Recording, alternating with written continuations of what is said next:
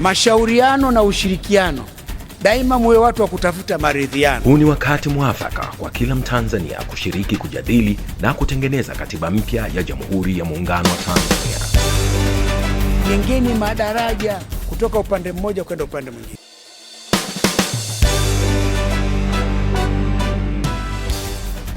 Ni nyakati za usiku ambapo hivi sasa wajumbe wa kamati ya uandishi wapo katika kazi na jukumu muhimu sana la kuandika katiba mpya ya Tanzania. Ni katiba pendekezi. Kuandika katiba si jambo jepesi. Ni jambo linalohitaji sana uweledi, utashi na uzalendo wa kitaifa. Wajumbe hawa wamejitolea usiku na mchana, wakiondoka nyakati saa 8 ya usiku, saa 9 za usiku, hata 11. Wameacha usingizi, wameacha yote, wakihakikisha kwamba kila wazo la Mtanzania na kila kusudi la haki litakalokwenda kufanywa kazi katika sheria zinazotokana na katiba mpya ya Tanzania vinafanywa kazi. Makundi mbalimbali ya wakulima, wafugaji, wafanya kazi na makundi mengine ya kijamii, walemavu, yanapoletwa katika bunge hili maalum, basi wajumbe wa kamati hii kazi yao kubwa ni kuyakusanya na kuyaandika. Wanasema hawatapumzika mpaka wametimiza kusudi hili.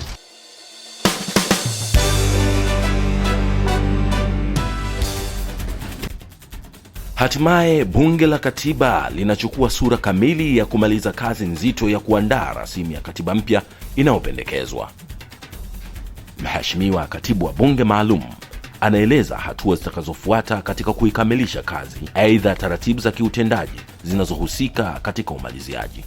Mada zimekaa, wamefanya majadiliano ya karibu kabisa kifungu kwa kifungu. Wataonyesha kwamba kila kifungu wamekifikiria vipi na maoni yao ni yapi. Lakini sasa kuna mjadala wa pamoja. Huu mjadala wa pamoja sasa utatoa pia mwafaka kwamba kitu gani kinaonekana kimeafikiwa. Taarifa hizo tatu sasa ndio kamati ya uandishi watazitumia kuandika rasimu sasa ya katiba inayopendekezwa. Sura hii ya kukamilisha kazi ilifanywa na wajumbe wa kamati ya uandishi usiku na mchana bila kuchoka. Hatimaye mwenyekiti wake Mheshimiwa Andrew Chenge alikabidhi rasimu hiyo mnamo majira ya saa 10 jioni katika ukumbi wa mkutano wa Spika. Mheshimiwa Samuel Sita anaeleza. Kwa niaba yenu ninafurahi sasa leo kupokea rasmi ile rasimu ya katiba inayopendekezwa ambayo tutaiwasilisha bungeni kesho. Mheshimiwa Mwenyekiti wa Bunge Maalum na Makamu Mwenyekiti wa Bunge Maalum, waheshimiwa wajumbe wa kamati ya uongozi, kwa heshima napenda nikabidhi hii taarifa kwanza ya kamati ya uandishi ya Bunge Maalum kuhusu ibara za rasimu ya katiba ya Jamhuri ya Muungano wa Tanzania. Ndiyo hii hapa, ambayo imetokana na taarifa za kamati zetu 12 katika kila sura ya rasimu ya Tume ya Mabadiliko ya Katiba ambayo inafahamika Tume ya Jaji Warioba. Huo ndio kwa msingi wa maandalizi ya taarifa zile. Sasa rasimu hii ya katiba inayopendekezwa inatokana sasa na uchambuzi wa taarifa hizo ya kamati na mapendekezo hayo pamoja na rasimu ya Tume ya Mabadiliko ya Katiba, na ndio ikazaa hii. Katika kuisoma hii rasimu lazima usome hii taarifa kwa sababu ndio inakusaidia kujua maudhui sahihi ya hiyo. Kwa hiyo kwa heshima nirudie tena, nashukuru kwa niaba ya kamati ya uandishi kwa heshima ambayo umetupatia kwa niaba ya taifa hili kufanya kazi hii. Tunawapongeza sana kwa niaba ya kamati ya uongozi na kwa niaba ya Bunge Maalum. nawapongeza sana. Sisi tuliokuwa hapa tuliona jinsi ambavyo mnakesha. Vijana wa Secretariat wamefanya kazi kubwa ya ajabu. Tunawashukuru sana kwa uzalendo wenu na kujitolea. Naam, kwa mara ya kwanza historia inaandikwa. Kamati ya uandishi baada ya kukabidhi rasimu ya katiba pendekezi kwa mwenyekiti wa bunge, sasa mwenyekiti wa kamati hiyo Mheshimiwa Andrew Chenge anaiwasilisha rasmi rasimu hiyo ndani ya bunge maalum kwa mujibu wa kanuni. Taarifa ya kamati ya uandishi ya uwasilishaji wa rasimu ya mwisho ya katiba inayopendekezwa. Hii ndio rasimu inayopendekezwa. Vijana wamekesha. Kurasa 303.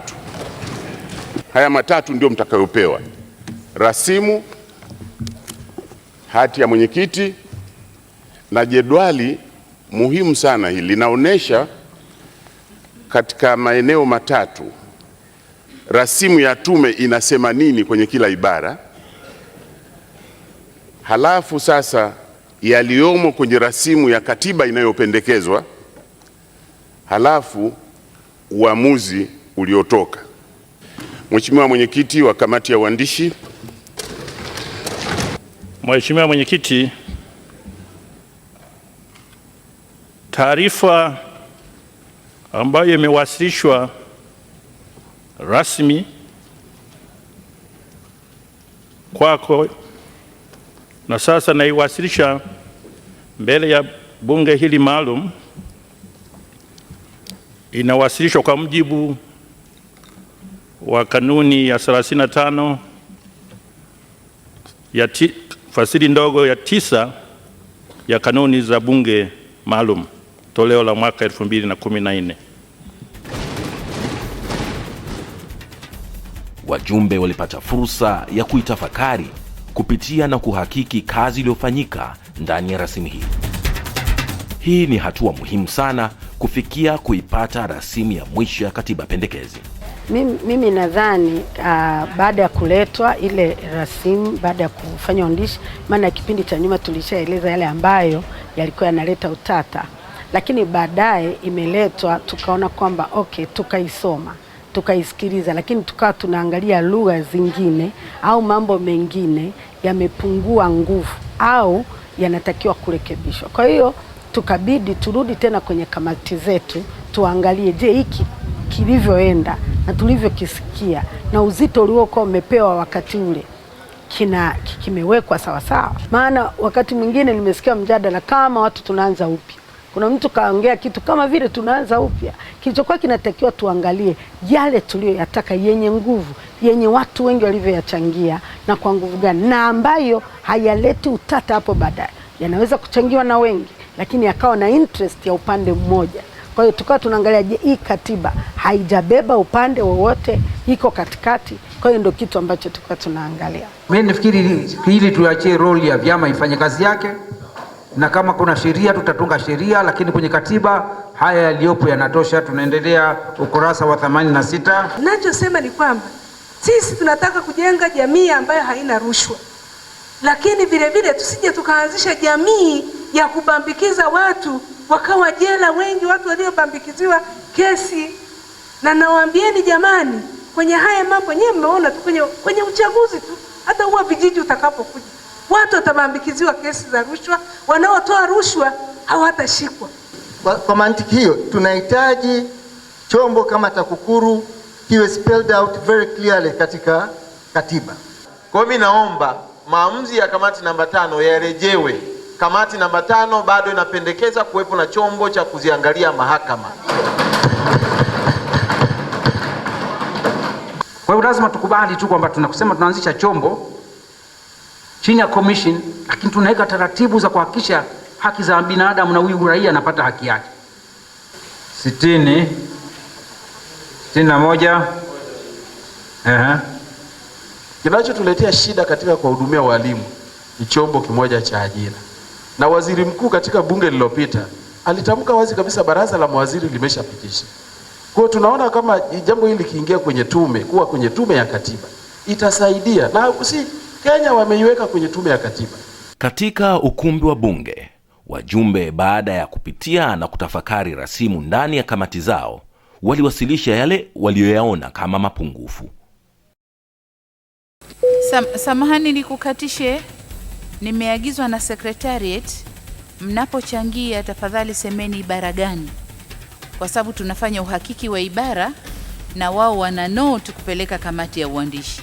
Kwa sababu tumesema huduma za wafanyakazi zinaenda kwa wote, ila tumesema kwamba zitaundwa kadri mahitaji yanavyojitokeza. Kwa hiyo pamoja na kuwa na tume ya walimu, huduma kwa walimu, lakini na zingine naamini kabisa zitapewa nafasi ili wote, afya na zinginezo, zipatikane ili kurahisisha kutoa huduma kwa wafanyakazi ili waweze kufanya kazi kwa ubora zaidi. Kwa hiyo mimi naamini rasimu yetu itakuwa imejitokeza wazi kabisa kuwepo kwa tume ya huduma kwa walimu, afya na zinginezo kadri mahitaji yatakavyojitokeza. Asanteni sana wajumbe kwa kuona umuhimu hilo. Waheshimiwa, tunaendelea. Nimwite sasa Mheshimiwa Makeresia Power.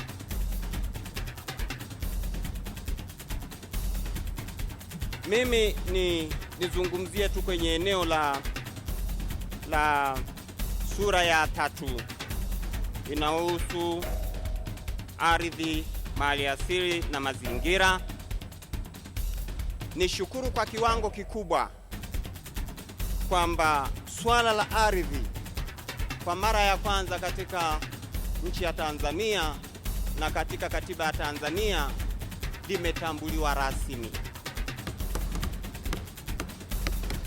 na likatajwa rasmi kwamba ni mali ya Watanzania wote.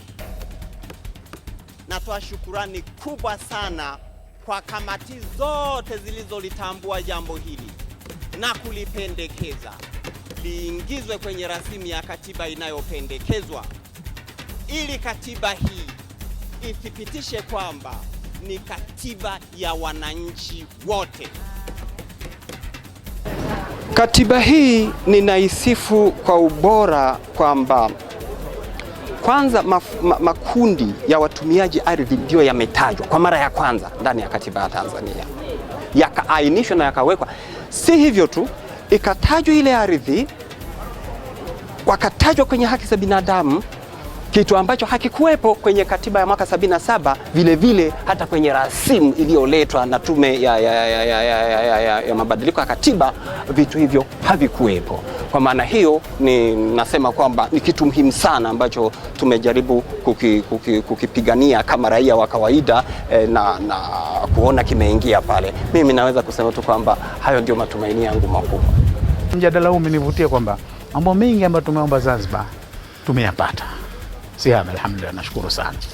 Isipokuwa haya maneno haya inaweza ukayatumia sana kisheria haya. Maana yake mtekelezaji sasa sio wewe ndio ushaandika. Mtekelezaji atakwambia lakini hii tumeambiwa serikali ina hiari yake, inaweza kufanya, inaweza sifanye. Sasa mjadala mbona umekwenda vizuri kabisa, nategemea na hili nalo limeshughulika, kwa sababu hata kamati zilipolizungumza swala hili juzi kwa Jumaa tunapitia ile, kamati nyingi zimesema kwamba ile neno inaweza liondoshwe. Badala yake serikali ya Jamhuri ya Muungano iwe ina wajibu wa kufanikisha maadamu tu zile sheria zimeshawekwa sawa. Sasa ile ni moja katika mjadala. Alafu jingine ambalo nimenotice nazunguka kwenye mjadala kwamba baadhi ya wajumbe wana wasiwasi kwamba pengine Zanzibar hii katiba haitapita. Unajua sisi tumezoea watu kuhisi kwamba wana wasiwasi na Zanzibar sisi ile kazi ya kuhakikisha tunafanikisha mambo tunaifanya. Tena tunaifanya sana. Ndio pale nikawaeleza kwamba msiwe na wasiwasi na Zanzibar. 50% ya Zanzibar kupitisha hii rasimu ya katiba itapatikana. Hakuna wasiwasi. Hiyo kazi sisi viongozi tupo na tutaipitisha, tutafanyia kampeni, tutazungumza. Wananchi wanataka kufahamu tu. Kuna baadhi ya mambo yamepitishwa katika rasimu hii ambao wananchi walikuwa wakisikia kilalamikiwa, na hasa akilalamikiwa na upande wa upinzani. Tukiwaeleza kwamba mambo haya sasa hivi yameshughulikiwa na yako 1, 2, 3, 4 yako hivi, anajua sasa tunafanya nini? Lile ambalo tunalitaka mbona limeshaikwa kwenye katiba, kitusumbue kitu gani? Hii itatuwezesha sisi kupanda kwenye majukwaa kuwafahamisha wananchi, na hatuna wasiwasi na 50% ya upande wa Zanzibar. Hilo tumelizungumza pale kwenye katiba. Zanzibar wanayo nafasi nzuri zaidi ya kuweza kusaidia hili jambo likapita kwa haraka sana. 2/3 ya Zanzibar ni ndogo, ni watu wachache sana. Wakipungua 2 watatu tu unaona kuna kutetereka ndani yake. Bara wakipungua hata 15 20 bado 2/3 ipo ya kutosha. Hilo ni jambo moja la msingi sana. Lakini waambie ndugu zangu wa Zanzibar, tulikuwa na malalamiko mengi ya muda mrefu sana juu ya mambo ya kero za ndani ya muungano. Tumepata fursa ya kuziondoa hizi kero, angalau kuziweka ndani ya msingi mzuri wa kikatiba. Tunayo ile tume ya pamoja, tume ya muungano. Sasa tumetupa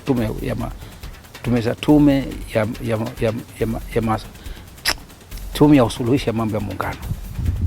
Tunayo, imo ndani ya katiba, haikuwemo ndani ya before that. Hii itasaidia sana kuimarisha